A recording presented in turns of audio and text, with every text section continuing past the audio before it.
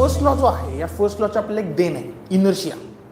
आता इनर्शिया म्हणजे काय हे समजून घेण्यासाठी एक ॲनिमेशन तुमच्यासमोर दाखवलेलं आहे. पहा, एक माणूस आहे, राईट, आणि तो माणूस हत्तीला जाऊन धडकतो, राईट. आता मला सांगा, माणूस हत्तीला हलवू शकतो का? हलवू शकतो का रे?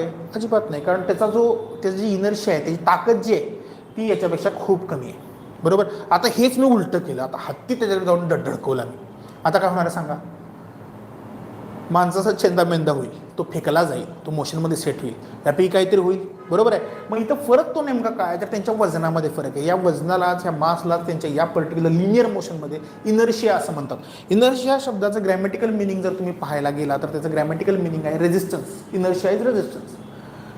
इनर्शिया म्हणजे काय? तर resistance to change in state of motion, right. So ज्याचा इनर्शिया जास्त, so resistance to change in state of motion म्हणजे काय असणार आहे? इनर्शिया. हे कोणी सांगितलं आपल्याला? इनर्शिया कुठून आलेली आहे टर्म, कुठून कॉइन झाली ही टर्म? तर फर्स्ट लॉमुळे झाली.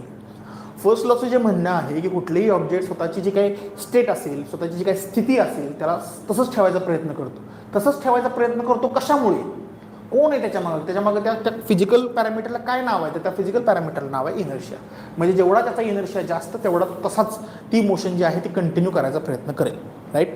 सो आता याच्यामध्ये जे इनर्शिया आहे हे कळण्यासाठी तुम्हाला ॲनिमेशन दिलं. याच्यामध्ये ह्या माणसाची इनर्शिया काय म्हणतो आपण? ह्याला लेस इनर्शिया म्हणतो, ह्याला म्हणणार आपण more inertia, right. So inertia ही अतिशय महत्त्वाची प्रॉपर्टी. हे समजून घेण्यासाठी किंवा इनर्शिया म्हणजे नेमकं काय हे समजून घेण्यासाठी तुम्हाला ही पुढची स्लाईड अजून महत्त्वाची ठरेल.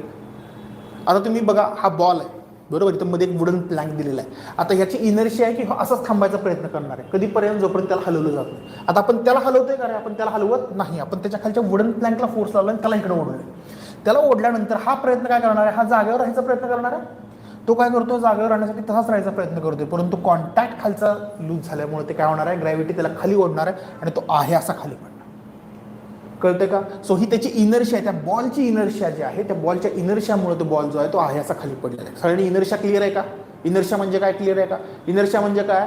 जर तुम्हाला सायंटिफिक तुम्ही त्याच्या लँग्वेजमध्ये विचारलं तर inertia is resistance to change in state of motion, right. For example, तुम्ही फॅन फिरतोय, सगळ्यांच्या घरात फॅन आहेत, सिलिंग फॅन आहेत. सिलिंग फॅन तुम्ही हातानं थांबवायचा प्रयत्न केला, मध्ये कुठले तरी ते बाबा आले होते, हातानं फॅन थांबवायचे.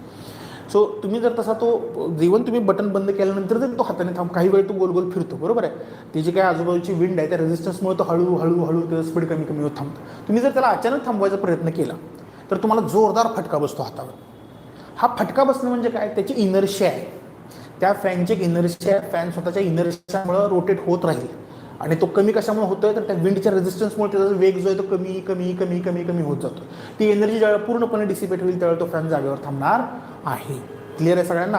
सो ज्या वेळेला आपण हे सगळे एक्झाम्पल्स कन्सिडर करतोय, कुठल्याही मोशनमध्ये असू दे, थांबलेले असू दे, जसं आपण त्या हत्तीचं याचं उदाहरण पाहिलं, त्या केसमध्ये हत्तीला हलवणं अवघड आहे कारण त्याची इनर्शिया जास्त आहे, बरोबर. बॉल जो आहे स्वतःच्या इनर्शियामुळे तो आहे असा सरळ खाली पडतो, कारण त्याच्यावर आपण फोर्स अप्लाय केला का? त्याच्यावर अप्लाय केलेला नाही, आपण खालच्या वुडन प्लँकवर फोर्स अप्लाय केला.